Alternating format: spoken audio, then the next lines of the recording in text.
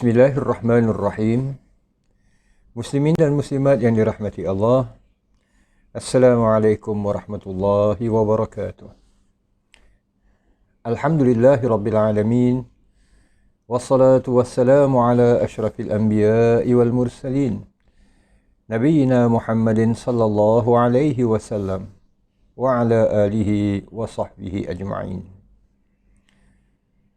Muslimin dan muslimat yang dirahmati Allah, Alhamdulillah, selamat kita bertemu kembali dalam siri di mana bersama-sama kita menghayati sejarah-sejarah, kisah-kisah yang terdapat menerusi firman-firman Allah Subhanahu wa taala dalam kitab sucinya Al-Quranil Karim.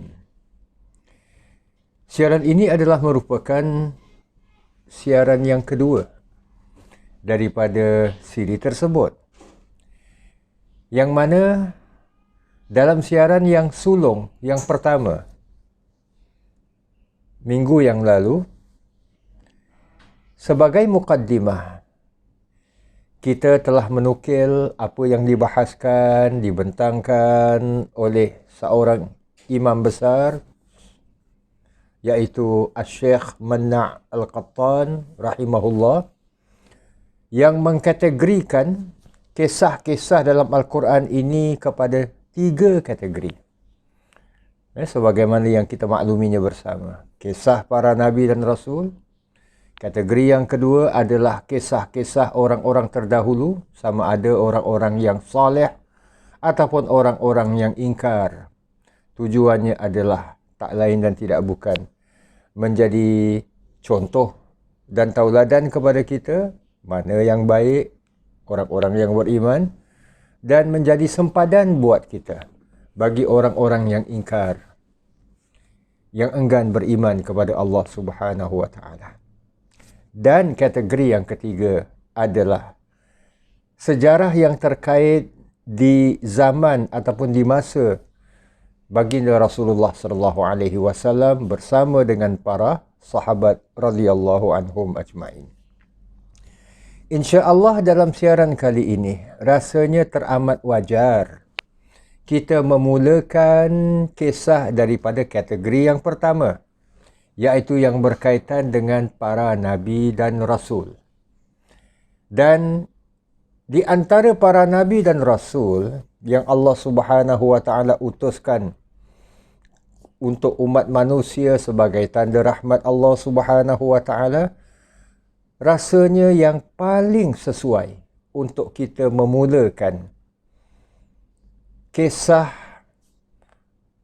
sejarah ataupun peristiwa yang terkait dengan bapa kita bersama, ayah bagi sekalian umat manusia, Nabi Allah Adam alaihi salam.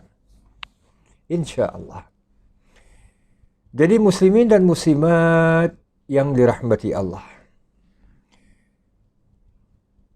kisah Nabi Allah Adam telah diwartakan oleh Al-Quran dalam banyak surah. Antaranya ayat-ayat di surah Al-Baqarah, antaranya juga di surah An-Nisa, di surah Al-An'am terdapat juga ayat-ayat yang berhubung dengan kisah Nabi Allah Adam AS, mahupun di surah Al-A'raf, di surah Al-Hijr, dan sebagainya. Dan boleh dikatakan kisah Nabi Allah Adam ini berligar pada topik-topik yang berkaitan dengan, pertama, penciptaan Nabi Allah Adam AS. Keduanya, perintah Allah kepada para malaikat untuk sujud kepada Adam setelah Nabi Adam ini dikurniakan oleh Allah ilmu pengetahuan. Semua para malaikat sujud kecuali iblis, dia enggan.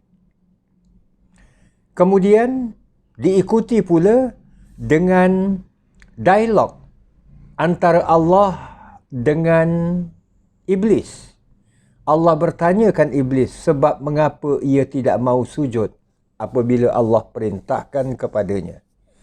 Dan kemudian dia mohon agar dia tidak dihukum oleh Allah Subhanahu wa taala, dan kemudiannya selepas itu dia bersumpah untuk menggoda anak cucu keturunan Adam.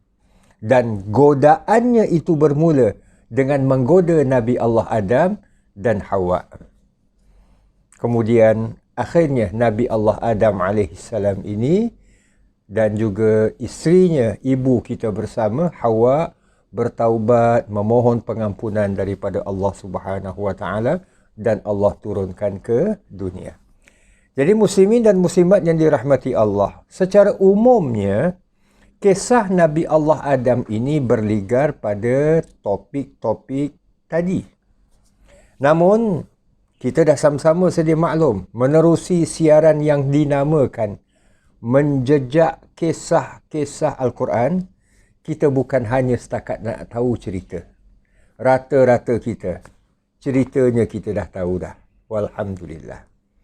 Jadi tujuannya adalah untuk kita ini meninjau, menyelongkar, mempelajari dan mengambil iktibar daripada apa yang difirmankan Allah Subhanahu wa taala dalam Al-Quran. Walaupun cerita yang sama, ada pelbagai versi.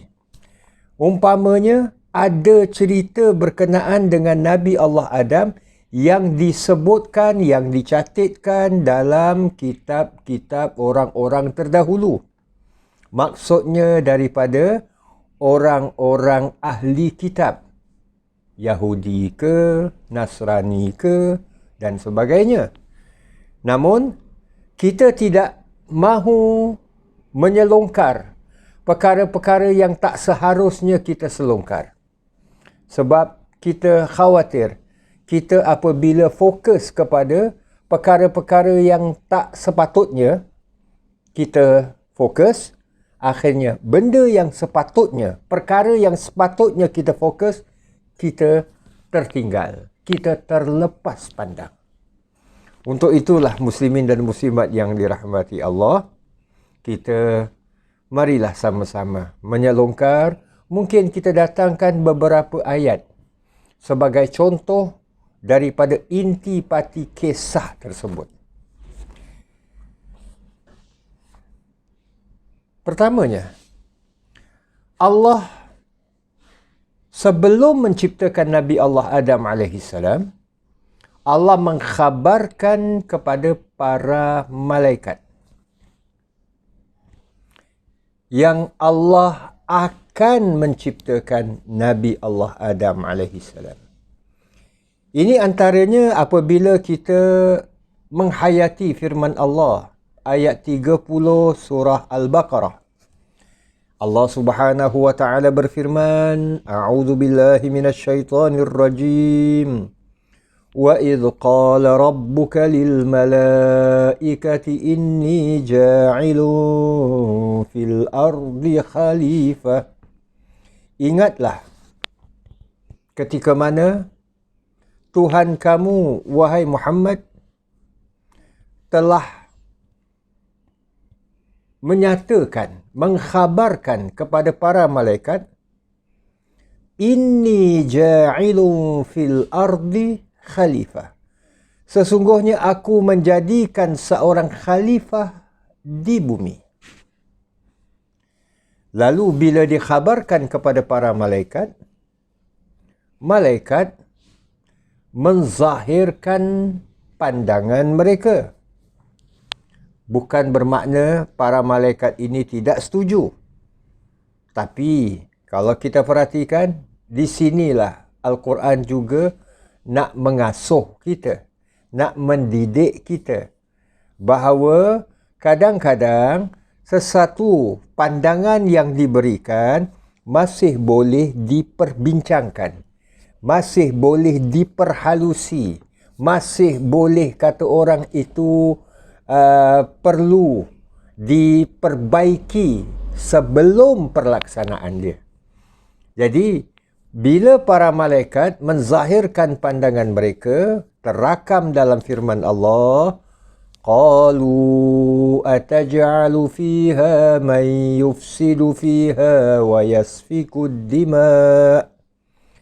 Para malaikat ini berkata, ataj'alu fiha, apakah engkau ya Tuhan kami, ya Allah, menjadikan di atas muka bumi itu may yufsidu fiha, orang-orang ataupun makhluk yang akan melakukan kerosakan di dalamnya, wa yasfikud dima, dan menumpahkan darah antara sesama mereka.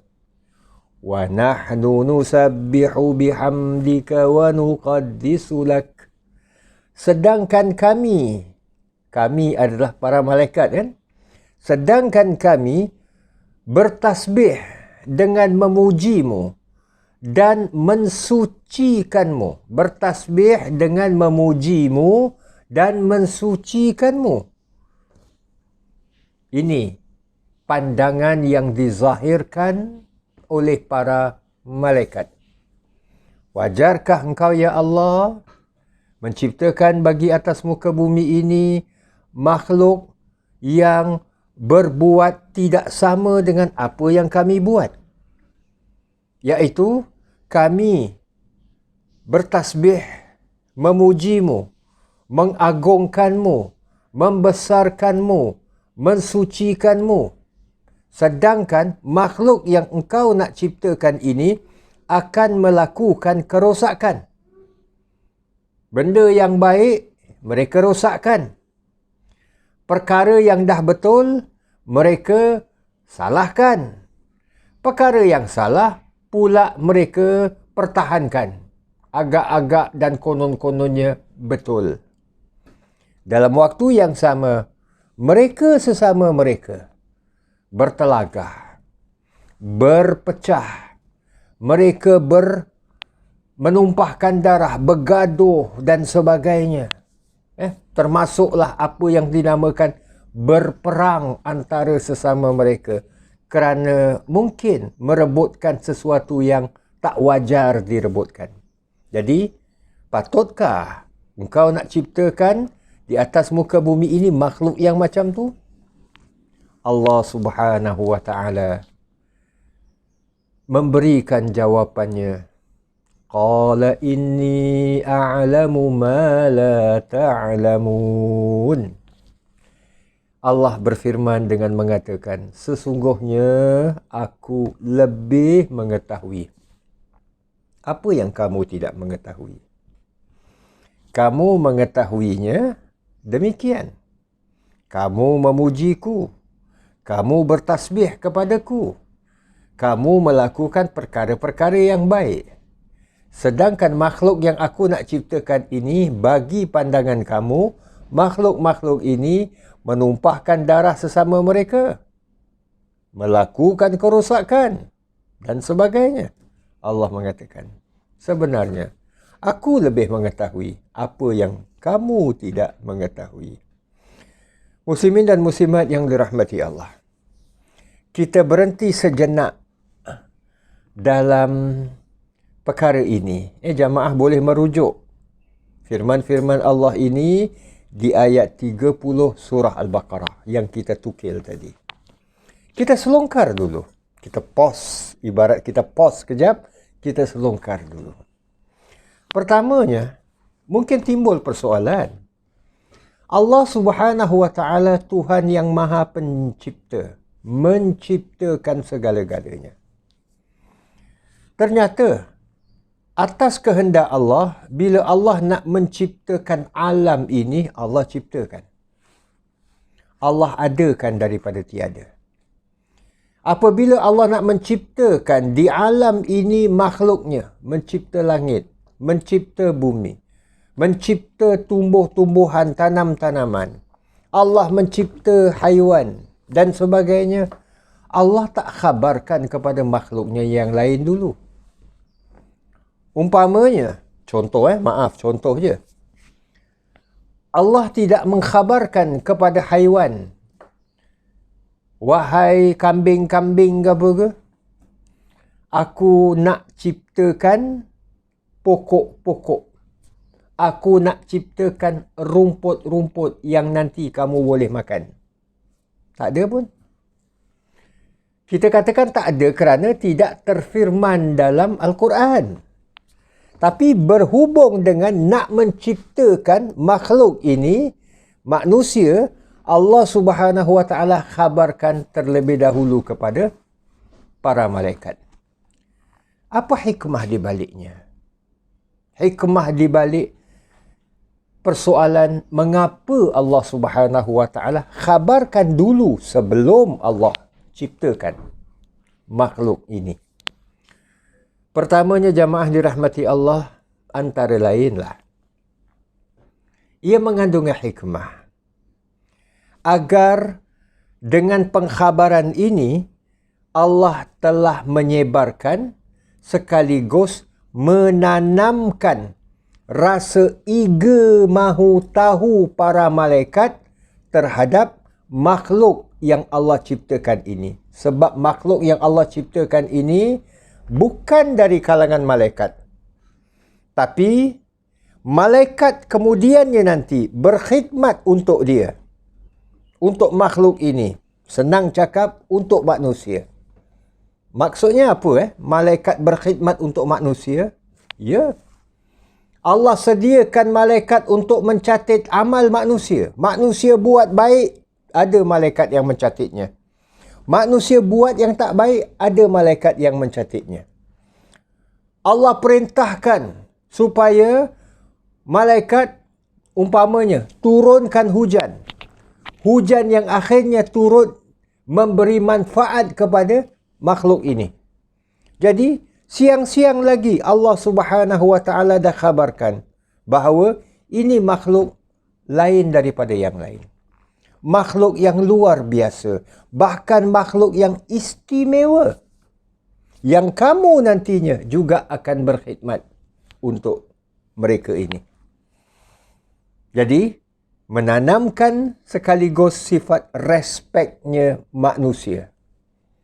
Sebab itu jamaah dirahmati Allah, kemudiannya Allah mengutuskan para nabi dan rasul dari kalangan manusia. Bukan dari kalangan malaikat. Bukan dari kalangan malaikat. Bahkan malaikat diutuskan untuk membantu. Nabi SAW berperang dalam peperangan Badar.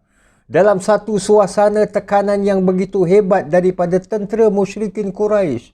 Allah utuskan para malaikat untuk membantu tentera Islam yang dipimpin oleh Rasulullah sallallahu alaihi wasallam. Jadi malaikat ini disediakan oleh Allah untuk membantu manusia ini. Selain daripada itu, muslimin dan muslimat yang dirahmati Allah, istimewanya makhluk ini yang pada awalnya para malaikat menyangka melakukan kerosakan, menumpahkan darah sesama mereka. Muslimin dan muslimat yang dirahmati Allah, Allah tak katakan, Allah tidak berfirman, Inni ja'ilum fil ardi, aku menciptakan bagi bumi ini Adam. Ataupun aku menciptakan bagi bumi ini manusia. Tapi Allah firmankan, Inni ja'ilum fil ardi khalifah. Aku menciptakan di atas muka bumi ini khalifah. Khalifah bukan nama. Adam mungkin nama. Tapi khalifah adalah, kata orang itu, jawatan. Juga bukan jawatan. Sebab tak pernah dalam sejarah Islam Khalifah Abu Bakar, Khalifah Umar merebut jawatan itu. Tidak pernah. Tidak pernah. Umar sendiri pernah mengatakan, aku tidak akan menjadi pemimpin, menjadi khalifah bagi umat muslimin kalau dalam umat muslimin itu ada Abu Bakar. Dengan rendah hati, Umar mendahulukan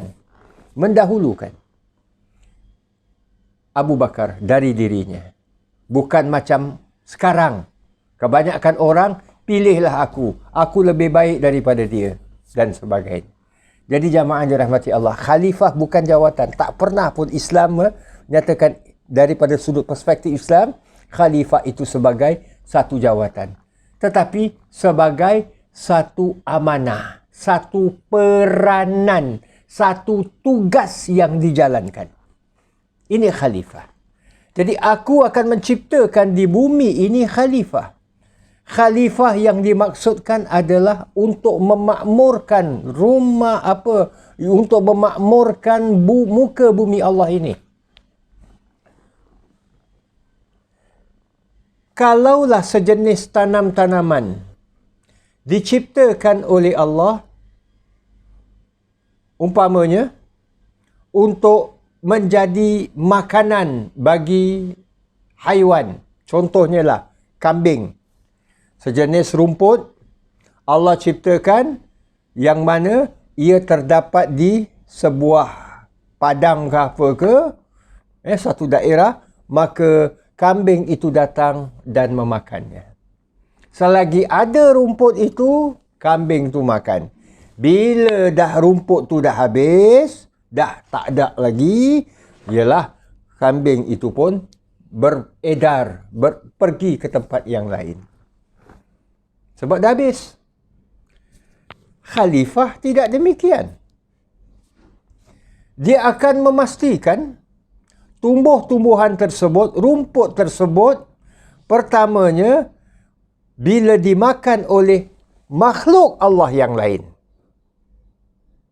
dia akan memastikan bahawa rumput itu akan diperbanyakkan. Mungkin dia cari jalan untuk menanam semula di kawasan itu rumput-rumput yang baru. Sehingga kambing-kambing itu dapat terus makan. Bukan setakat yang makan itu datuk kambing, bapa kambing, malah anak cucu kambing di tempat yang sama. Bila ditanam semula, ibarat dicari benihnya, dibiakkan, diperbanyakkan, dan seterusnya. Bukan setakat itu aja. Kalau tanam-tanaman itu juga boleh dimanfaatkan bukan setakat oleh kambing aja, tapi oleh jenis haiwan yang lain. Hatta tanaman itu dapat dimanfaatkan bersama oleh manusia ini juga, maka akan digunakan dengan sebaik-baiknya. Ini khalifah. Ini khalifah. Khalifah yang diberikan sesuatu, dia akan memanfaatkannya semaksimal mungkin. Alam ini diuruskan oleh khalifah ini. Agar alam ini yang disangka akan dilakukan kerosakan di dalamnya, tidak. Khalifah akan membuat pembaikan. Malah kalau ada di sana sesuatu yang tak betul, akan dibetulkan. Malah kalau ada sesuatu yang betul, akan terus dijaga dan terus di-upgrade, kata orang tu. Diperkemaskini, diperbaiki dan dinaik taraf. Ini khalifah. Jadi Allah menyatakan, aku akan menciptakan khalifah, bukan ciptakan manusia. Manusia yang bukan khalifah itu lain.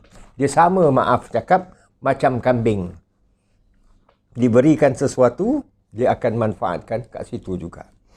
Jadi jamaah dirahmati Allah, kita perhatikan ya, daripada pengkhabaran awal yang Allah berikan, Allah telah menanamkan sifat respek para malaikat terhadap khalifah ini, makhluk Allah yang diamanahkan sebagai khalifah. So, kita semua adalah khalifah Allah Subhanahu wa ta'ala. Di tangan kita amanah Allah Subhanahu wa ta'ala untuk menjaga alam ini dengan sebaik-baiknya, mengikut kadar kemampuan kita. Sebab itulah kita perlu menjaga, bahkan bukan sebaliknya, membuat kerosakan apa yang telah sebenarnya diciptakan oleh Allah dengan baik. Wala tufsidu fil ardi ba'da islahiha, dalam sebuah ayat Allah berfirman, jangan kamu melakukan kerosakan selepas bumi ini diislahkan oleh Allah Subhanahu wa taala.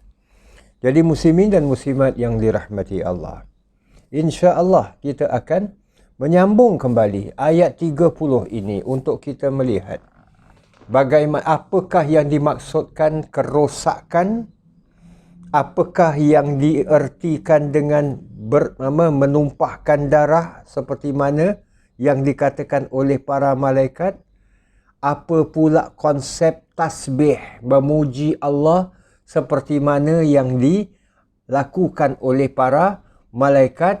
Sebaliknya tasbih, takdis, memuji Allah, mensucikan Allah bagi khalifah ini berbeza dengan apa yang dibuat oleh para malaikat.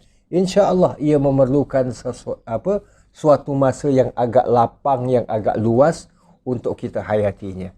Maka itu insya-Allah ini akan kita perkatakan dalam siaran yang akan datang dengan izin Allah Subhanahu wa taala. Kita berhenti di sini dulu jamaah. Terima kasih di atas kesudian bersama-sama. Insya-Allah dalam kesempatan yang akan datang kita bersama kembali. Insya-Allah. Aqulu qawli hadha wa astaghfirullahal azim li wa lakum wa lisairil muslimin. Wassalamualaikum warahmatullahi wabarakatuh.